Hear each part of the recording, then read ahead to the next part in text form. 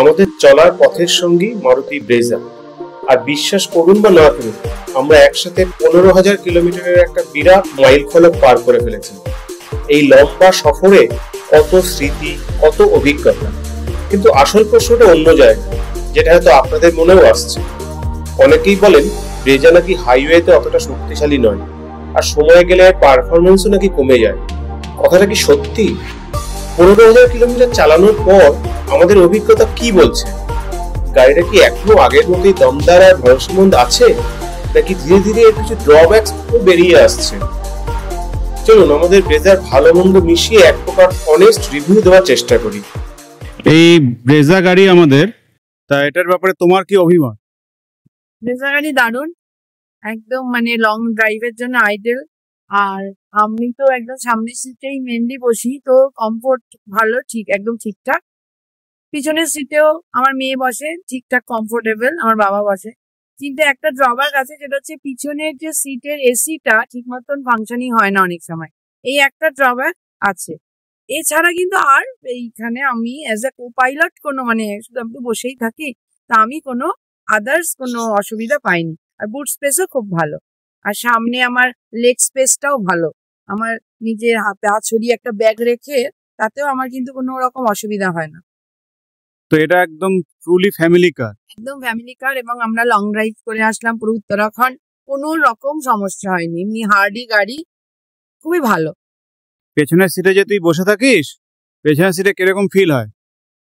আমার খুব ভালো ফিল হয়। আমি তো মাঝে মাঝে ওখানে পাটা ছড়িয়ে সিটের উপরে শুয়ে পড়তে চাই, তো ওখানে আমি শুতে পারি। আর ওখানে আমার যে লেগ স্পেসটাও খুব ভালো, আর বাকি সবই ঠিকঠাক। যখন একটু উপরের দিকে যাওয়া হয় তখন অসুবিধাতে কিছুই হয় না, খুব ভালো। উত্তরাখণ্ড ট্রিপ করে এলাম, তারপরে গোপালপুর, পুরী এসব ট্রিপ করে এলাম, কোনো অসুবিধা হয়নি, এভরিথিং ইজ গুড। আর কিন্তু একটা ড্রব্যাক আছে, সেটা হচ্ছে যে এসি যেটা পিছনে, ওইখানের হাওয়াটা ঠিক মতো আসে না। মানে ম্যানুয়াল করলে আসে, অটো এসিতে করলে ঠিক মতো পিছনে হাওয়াটা সার্কুলেট হয় না। আর বাকি সবই ঠিক আছে, বুট স্পেসও অনেক আছে, লেগ স্পেসও ঠিক আছে। তুমি গাড়ির পেছনের সিটে বসো, তো এই গাড়ির তোমার কি কি সুবিধা অসুবিধাগুলো তুমি একটু যদি ব্রিফলি বলো।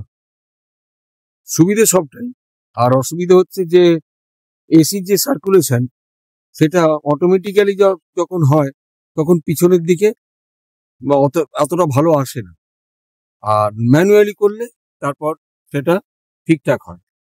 কিন্তু অটোমেটিক যখনই হয় তখন আমরা সেভাবে হাওয়াটা পাই না, ঠান্ডাটা পাই না। আর বাদ বাকি তো মোটামুটি সবই কমফোর্টেবল, কোনো অসুবিধা কিছুই নেই। মানে 800-700 কিলোমিটার একসাথে আমরা রান করেছি, তাতেও তো কোনো অসুবিধা বোধ করিনি। হ্যাঁ, আর স্ট্রেস, হ্যাঁ, মানে লাইক এনিথিং। এই হচ্ছে এখানকার গাড়ি। ভালো গাড়ি, খারাপ না, সবই ঠিকঠাক আছে, শুধু ওই পজিশনটুকু দেখতে পাই, সব ঠিক। এই গাড়িটা চালাচ্ছি আমরা, নিয়েছি এটা ফেব্রুয়ারি মার্চের এরকম সময়। গাড়িটা চালিয়ে আমার প্রথম যেটা আমি বলবো, এটার এক্সেলেন্ট হেডলাইট, পাওয়ার পিক আপ এক্সেলেন্ট। একবার বালিতে আটকে গেছিল পুরী থেকে কোনারক যাওয়ার সময়, সেটা পর্যন্ত স্মুথলি মানে যা পাওয়ার রয়েছে বেরিয়ে চলে আসলো, কোনো অসুবিধা হয়নি। বেশ কিছু জায়গায় রাস্তা নেই, সেই জায়গাগুলো ঠিকমতো গেছি। হ্যাঁ, এটা ড্রব্যাক যেটা সবাই বলেছে, যে রিয়ার সিটে যেরকম এসি হাওয়াটা ঠিকমতো আসে না। বাকি আর অ্যাজ সাচ আমি আর কোনো এতে ড্রব্যাক পাইনি, কারণ অ্যাডাস তো এখন বেরিয়েছে, সেগুলো হলে হয়তো আরো ভালো হতো,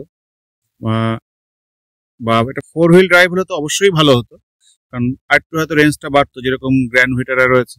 কিন্তু ব্রেজার এটা টপ মডেল হয়ে তাতে সবকিছু ফেসিলিটি পেয়েছি। যেরকম একবার পাহাড়ে উত্তরাখণ্ডে কানাতাল আর ধনলটির মাঝে মা সুরকন্ডা দেবীর টেম্পল আছে, সেখানে মারাত্মক জ্যাম হয়েছিল। পাহাড়ে সরু রাস্তা, সেখানে প্রচুর গাড়ি পার্কিং থাকে একটা সাইডে, আর তার মধ্যে রাস্তায় জ্যাম হয়ে গেছে। সেই রাস্তা দিয়ে সুন্দর করে 360 ডিগ্রি ক্যামেরা হওয়ার জন্য, কারণ প্রথমবার পাহাড়ে ড্রাইভ করার সুবাদে, সেই ক্যামেরা হওয়ার সুবাদে আমি সেখান থেকে সুন্দরভাবে বার করিয়ে নিয়ে চলে আসতে পেরেছিলাম। আমি চারদিক দেখতে পাচ্ছি ঠিক মতো, একদম ঠিক মতো এখানে সিগন্যালগুলো দিচ্ছে, এর যা সেন্সারগুলো ঠিক মতো কাজ করছে তার জন্য। আদারওয়াইজ আমি এতে কোনো ড্রব্যাক আর অ্যাজ সাচ পাইনি। গাড়িটা নো ডাউট খুব ভালো। আমি তো রেকমেন্ড করবো, যদি এই রেঞ্জে এসইউভি কেউ চায় তাকে আমি বলবো অবশ্যই ব্রেজার দিকে একবার দেখার জন্য। হ্যাঁ, যদি কারো 4x4 থাকে ইচ্ছে, তাহলে হচ্ছে গিয়ে গ্র্যান্ড ভিটারা থেকে যাওয়া যেতেই পারে। এটাতে আর একটা অপশন আছে, এর মাইলেজ আমি বলবো, যেহেতু এটা মাইল না স্মার্ট হাইব্রিড। তাতে কি হচ্ছে, যখন কোনো সিগন্যালে আমি দাঁড়াচ্ছি, আমি যদি নিউট্রালে করে দিই তো অটোমেটিক্যালি এটা ইঞ্জিন স্টপ হয়ে যাচ্ছে। তাতে আমার ফুয়েল তো অনেকটা সেভ হচ্ছেই। হ্যাঁ, অ্যাট দ্য সেম টাইম যদি সেই সময় অনেকক্ষণ ধরে দাঁড়িয়ে থাকতে হচ্ছে, তখন যদি আমার এসি চালু থাকে তাহলে কিছুক্ষণ পর পর্যন্ত সেটা ভেতরে যতক্ষণ টেম্পারেচারটা অটোতে কন্ট্রোল করতে পারছে, তারপরে অটোমেটিক ইঞ্জিনটা স্টার্ট হয়ে যায়। এনা যে ওটা কনস্ট্যান্টলি ওরকম ভাবে থাকে সেটা না। তো অনেক সময় যদি ব্যাটারিতে ঠিকমতো পাওয়ার না থাকে, ওটা আলাদা একটা ব্যাটারি আছে কো পাইলট কো প্যাসেঞ্জার সিটে আর কি, কো পাইলট বুঝছি, কো প্যাসেঞ্জার সিটের ওখানে। তো তার নিচে একটা ব্যাটারি আছে, সেই ব্যাটারি থেকে ওই পাওয়ারটা নেয়। নো ডাউট ভালো গাড়ি, এই গাড়ি নিয়ে কোনো কমপ্লেন এখনো পর্যন্ত পাইনি। মাইলেজও দুর্ধর্ষ মাইলেজ, সিটিতে হচ্ছে 15 থেকে 16 পাচ্ছি। আর উত্তরাখণ্ড ট্রিপে পেয়েছি tank to tank fill up করে 17.4, তারপরে উড়িষ্যার ট্রিপে পেয়েছি 18.6, আর যেটা ম্যাক্সিমামটাই হাইওয়ে, অল্প কিছু পাহাড়ি এরিয়া ছিল আর কি। উড়িষ্যার গোপালপুরের ওদিকটা অল্প কিছু পাহাড়ি এরিয়া। আর এক্সেলেন্ট গাড়ি, সিটিতে বা এমনি হাইওয়েতে যদি মাইলেজ টেস্ট করি আর কি, কোনো শর্ট ডিস্টেন্সের হোক 25-30 কিলোমিটারে, সেখানে তো 20-র ওপরে মাইলেজ সবসময় দেখেছি। কাজেই মাইলেজ নিয়ে কোনো কথা হবে না, এক্সেলেন্ট। আর ফেসিলিটিস বলতে গেলে সুবিধে, কমফোর্ট পুরো একদম। এটা গ্রাউন্ড ক্লিয়ারেন্স 200 mm এর কাছাকাছি, 198 বা 200ই হবে, যার জন্য কোনো অসুবিধা হয় না। সুন্দর, খুবই সুন্দর। এর থেকে ভালো গাড়ি আমার মনে হয় না। আমাদের ক্ষেত্রে ঠিক আছে, আমাদের যে মিডিল ক্লাস ফ্যামিলিতে এটা একদম ঠিক আছে, পারফেক্ট। আজকে আমি চলে এসেছি ভান্ডারি অটোমোবাইলসে। এদের নতুন একটা গাড়ি আনভিলিং হচ্ছে, ভিক্টোরিস। এই এখানে এখন রয়েছে, এটা এখনই আনভিলিং হবে। আমাদের ব্রেজার যেরকম ভাবে 15,000 কিলোমিটারের রিভিউটা দিয়েছি, তারপরে এই গাড়িটার হঠাৎ করে আমাদের কল আসলো আমাদের কাছে, যেটা আনভিলিং হবে। সেখানে যে সেলস পার্সন সে আমাকে বললো, দাদা কি আসতে পারবে? ঠিক আছে, যাচ্ছি। শরীর ভালো না, তাও আসলাম। আনভিলিং বলে কথা। ব্রেজার যা যা কমই ছিল, যা যা আলোচনা করেছি, সবই এর মধ্যে রয়েছে। দেখা যাক, এটা টেস্ট ড্রাইভ যখন নেবো তখন আরো সেটা ভালোভাবে বুঝতে পারবো।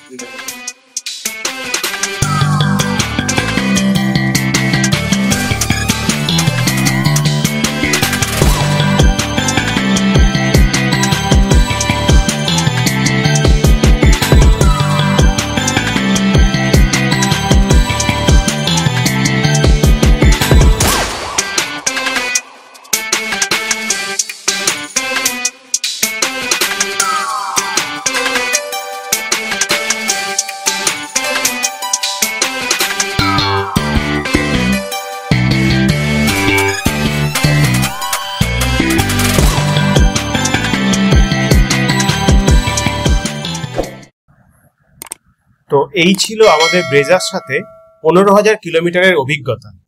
আপনার অভিজ্ঞতা কেমন? আপনার যদি ব্রেজা থাকে তাহলে কমেন্টে আপনার ভালো মন্দ লাগা দিকগুলো আমাদের সাথে শেয়ার করুন। আর যদি ব্রেজা কেনার কথা ভাবেন, কোনো প্রশ্ন থাকলে করতে পারেন, আমরা উত্তর দেওয়ার চেষ্টা করব। ভিডিওটি যদি আপনাদের ভালো লাগে এবং কাজের মনে হয় তাহলে অবশ্যই একটি লাইক দেবেন আর চ্যানেলটি সাবস্ক্রাইব করতে ভুলবেন না। ধন্যবাদ।